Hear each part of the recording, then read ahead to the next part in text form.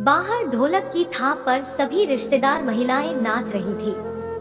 ढोलक वाला भी ऐसा कि हर कोई उसकी ढोल की थाप पर नाचने को मजबूर हो जाता। सबके पैर अपने आप ही उठ रहे थे। घर की बेटी संगीता भी सबके साथ थिरक रही थी और घर की मुखिया शिमला जी खुश होकर नोट वार रही थी। घर के इकलौते बेटे महेश की बहू नंदिनी ने बेटे को जन्म दिया था। आज उसी का कुआं पूजन था।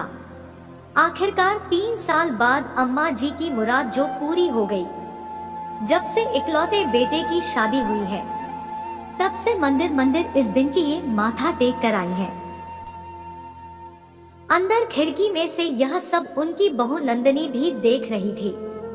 फिर वापस अपने पलंग पर अपने सोते हुए नन्हे से बेटे के पास आकर लेट गई और सोचते सोचते पहुंच गई बीती बातों में, जब वो बहू बनकर इस घर में आई थी। उस दिन उसका गृह प्रवेश था। वो शर्माई लजाई अपने पति महेश के साथ खड़ी हुई थी। उस दिन भी ऐसे ही ढोलक पर सब नाच रहे थे। उस दिन भी घर की बेटी झूम झूम कर नाच रही थी और सासू माँ शिमला जी कभी बेटी पर पैसे वार रही थी तो कभी बहू पर वार कर ढोलक वाले को दे रही थी। बड़े ही हर्षोल्लास के साथ नंदिनी का इस घर में गृह प्रवेश करवाया गया। घर में गिनती के सिर्फ 5 सदस्य, सास शिमला जी, ससुर प्रभात जी, ननद संगीता, पति महेश और खुद नंदिनी। छोटा सा प्यारा सा खुशहाल परिवार। शायद नहीं, कारण खुद शिमला जी। शिमला जी शुरू से ही पुरानी सोच ही महिला रही है। वो भी उन्हीं सासों में से है जो ये सोचती है कि बहू तो सिर्फ सास और घर के लिए आती है। मतलब गठबंधन पति के साथ हो ना हो, सास और घर की मान मर्यादा के साथ बहू का गठबंधन हो ही जाता है। अब मान मर्यादा कौन सी? वही जो समाज ने बनाई है, या शायद खुद सास ने। एक बहू सास के सामने अपने पति से बात तक नहीं कर सकती, उसके साथ बैठ नहीं सकती, आदि आदि। अब खुद तो कभी सास के साथ रही नहीं, पर बहू के लिए नियम तो बना ही सकती थी। और यह बात नंदिनी को शादी के तीसरे दिन ही पता चल गई, जब वो पगफेरे के बाद वापस महेश के साथ घर में आई।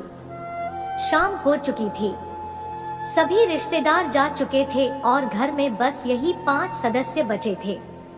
आते ही उसने अम्मा जी के पैर छुए और उनका आशीर्वाद लिया। अम्मा जी ने उसे ढेरों आशीर्वाद दिया और अपने कमरे में भेज दिया।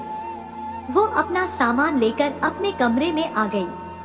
उसके पीछे पीछे महेश भी चेंज करने के लिए कमरे में आ गया। सामान वापस सही जगह रखने और चेंज करने में ही 15-20 मिनट लग गए। इतने में बाहर से अम्मा जी की आवाज आई, अरे बहू अंदर कमरे में ही रहोगी या बाहर भी आओगी? अम्मा जी की आवाज सुनकर नंदिनी फटाफट कमरे के बाहर आई और आकर अम्मा जी से बोली, जी अम्मा जी कहिए, क्या कहें? कुछ शर्म तो तुम लोगों को रखनी चाहिए। अब बेटे से तो क्या कहूँ, पर तुम तो समझदार हो। यहाँ सास और ननद दोनों बैठी हुई है और तुम लोग कमरे में जाकर घुस गए। अच्छा लगता है क्या? जी। वो नंदिनी के मुंह से बोल तक ना फूटे। आखिर इस बात का क्या जवाब दे? आखिर थी तो अपने पति के साथ ही, उस पर इतना बवाल क्यों? इधर अम्मा जी उसे अपने घर के रीति रिवाज समझाते हुए बोली, देख बहू, अपने यहाँ जब सास ससुर और ननद बैठे हो तो ना तो पति से बात करते हैं, ना उसके पास बैठते हैं। तो इस चीज का ध्यान रखना। मैं बार बार नहीं टोकूंगी। और जब घर में हम लोग हो तो दोनों एक कमरे में साथ मत रहा करो। ननद भी जवान हो रही है, उस पर क्या असर होगा? नंदिनी अम्मा जी की बातें सुनकर हैरान रह गई थी। भला यह भी कोई बात हुई? फिर तो ननद के रहते बेटे की शादी ही नहीं करनी चाहिए थी। पर कुछ बोली नहीं। उसी समय महेश बाहर निकलकर आया तो अम्मा जी चुप हो गई और चाय का बहाना करके नंदिनी को वहां से हटने के लिए कहा। नंदिनी चाय बनाने रसोई में चली गई और चाय बनाकर सबके लिए ले आई। ससुर जी तो उस समय घर पर थे नहीं, इसलिए अम्मा जी संगीता और महेश को चाय पकड़ा दी और खुद का कप लेकर अंदर जाने लगी तो महेश ने कहा, अरे चाय लेकर अंदर कहाँ जा रही हो? यही बैठ जाओ, सब तो बाहर बैठे हैं, तुम अकेली अंदर क्या करोगी? नंदिनी ने अम्मा की तरफ देखा तो अम्मा ने उसे अंदर जाने को कहा। महेश हैरानी से अम्मा की तरफ देखने लगा तो अम्मा ने कहा, बेटा हर परिवार की अपनी मर्यादा होती है। घर में जवान बहन है और तू अपनी बीवी के साथ बैठेगा, यह कैसी बात कर रही हो अम्मा? हमारे यहाँ ऐसा भी कोई रिवाज होता है क्या? हाँ बिल्कुल होता है। अब तक तो घर में सिर्फ तेरे माँ, पिता और बहन ही थे, मेरी तो कोई सास थी नहीं। अब तेरी पत्नी आई है तो यह रिवाज अब लागू होगा ना? महेश इसके आगे कुछ ना कह पाया। अब तो यह हर रोज ही होने लगा था। अम्मा के सामने नंदिनी महेश से कुछ बोल तक नहीं सकती थी। यहाँ तक कि अगर संडे के दिन महेश घर पर होता तो उस दिन आराम करने के लिए भी नंदिनी अपने कमरे में नहीं जा सकती थी। अक्सर यही होता था कि या तो संडे के दिन महेश हॉल में सोता था या फिर नंदिनी ऊपर स्टोर रूम में, दोनों में से किसी एक को एडजस्ट करना पड़ता था। आखिर थक हार कर महेश ने दूसरे शहर में जॉब के लिए अप्लाई कर दिया और उसकी जॉब लग भी गई।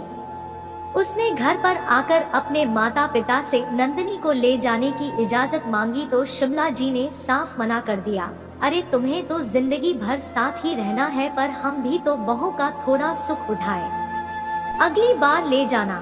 दो टूक बात कहकर शिमला जी ने बात को खत्म किया। क्या महेश नंदिनी को वहीं छोड़कर दूसरे शहर रवाना हो गया? क्या नंदिनी अपने पति के पास जा पाई?